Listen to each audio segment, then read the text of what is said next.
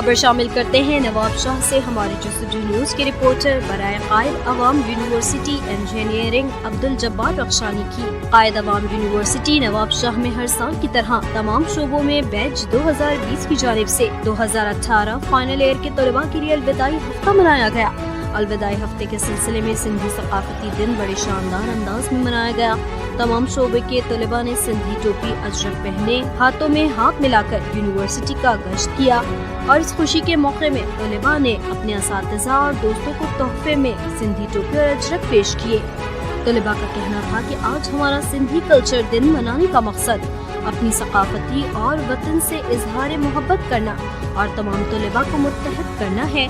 मजीद कहा कि कौमें जिंदा तब रहती हैं जब इनकी ज़बान और सकाफत महफूज हो। ऑर्गेनाइजिंग टीम में इलेक्ट्रिकल शोबे से जब्बार रखशानी, सिविल शोबे से अब्दुल रज़ाक अमरानी, मैकेनिकल शोबे से सूफी नवाज चांदियो, केमिकल शोबे से शहजाद डरही, कंप्यूटर साइंस शोबे से ज़ुहैब बलोच, सॉफ्टवेयर शोबे से अली हैदर और हसन उनर और दीगर लीडर्स और कसीर तादाद में तलबा ने शिरकत की।